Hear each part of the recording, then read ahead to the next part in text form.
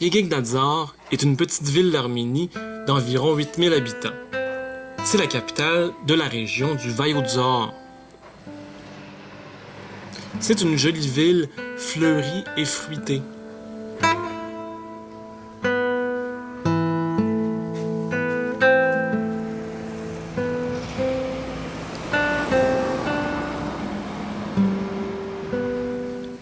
Certains bâtiments ont été construits très récemment, mais l'influence architecturale soviétique est quand même très présente. Aussi, beaucoup de gens dans la ville se promènent encore en Lada, la fameuse voiture russe. Une autre chose très présente à Yegin-Nazar, mais aussi dans toutes les villes d'Arménie et de la Géorgie, ce sont ces tuyaux qui circulent le long des maisons et même au-dessus des rues.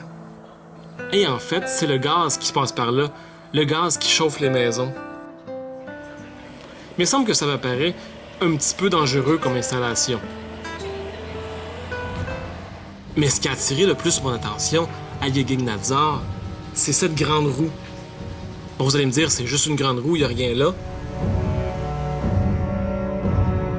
Mais la grande roue me fait beaucoup penser à la ville de Pripyat, en Ukraine.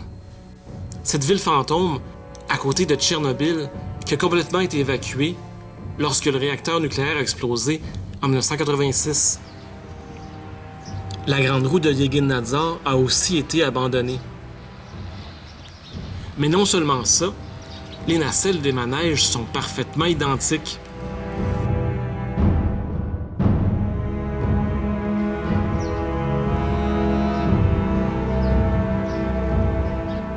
Les autres manèges qui entourent la grande roue de la ville arménienne ressemblent beaucoup aux manèges qu'il y avait dans la ville ukrainienne. À Pripyat, il y avait des auto-tamponneuses. Bon, il n'y a plus d'auto à Yegin-Nazar, mais on voit quand même la structure où il y avait les autos qui se rentrent dedans.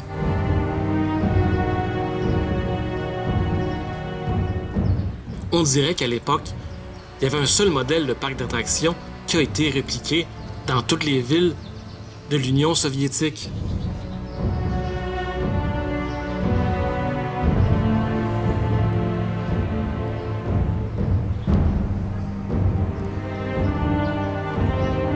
Ce qui est bizarre, c'est que contrairement à l'Ukraine, le parc où il y a la grande roue Yegin-Nazar est encore utilisé. On y a même installé des balançoires récemment. Alors pourquoi avoir laissé ces squelettes de manège-là?